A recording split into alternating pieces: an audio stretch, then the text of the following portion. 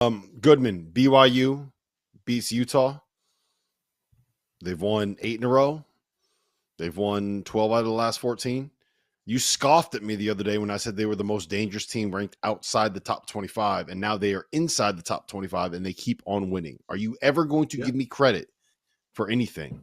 And will it be this BYU team being a threat? I'm going to give BYU credit. I'm not giving you any credit whatsoever, but I will give BYU credit for running off. This run has been remarkable for them because I don't know about you guys, but I kind of left them for dead. 6 weeks ago, I was like, man, they might be a tournament team.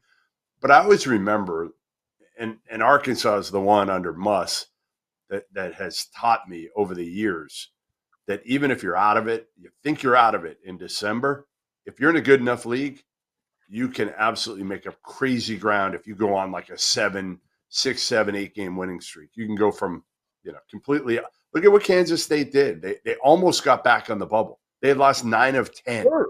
9 of 10. They were almost on the bubble. Kansas State was on the bubble. If Kansas State finished the season the way that BYU finished the season, Kansas State would be in the tournament. We would be having that conversation about them. 100%. And BYU's non-con is about as bad as anybody's. I mean, it was so you think about it. I mean, you go into Big 12 play and you're already up against it with the schedule that you had. So for them to turn it around and make it really a no doubter that they're definitely in the field, obviously, but to make what it it is though, no doubter like this is. Don't you guys feel like it was you're able to do it because other than Houston, there was nobody else. I mean, I know Texas Tech had a hell of a year, but there's nobody else that you were like, they're so dominant. Kansas wasn't Kansas. Baylor wasn't what we thought maybe Baylor. Arizona is not what we thought Arizona was going to be. They were all kind of a step down from what we thought. So the gap was honestly, it was minimal between most of these Big 12 teams, not named Houston at the top. Well, Big 12 is actually, there's a lot of good teams, but there's a lot of beatable teams. And that's a pretty good recipe for a team like BYU where you're like, hey, if we get this win, it helps our metrics, but it's not like we had to throw the kitchen sink at this team to win that game. Like they've good kind of good teams. Yeah. I mean, usually you have Kansas right there with Houston, and you'd be like, all right, 2 teams you can't beat. You just can't. And Iowa State had some injuries.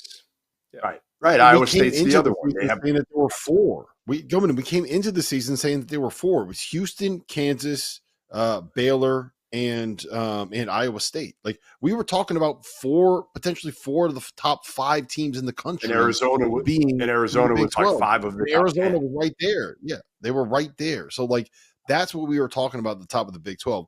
The thing that I think has been impressive has been that next tier of team has taken advantage of it.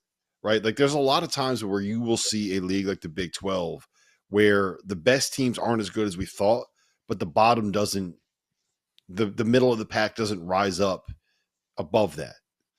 Yeah. Texas Tech finished second in the league. Texas Tech is the 2 seed this year. BYU is going to be the 3 or the 4, right? And you don't often see those teams from the middle of the pack take advantage of it. So that makes me a little bit bullish on them. I also think that both Texas Tech and BYU are exceptionally well coached.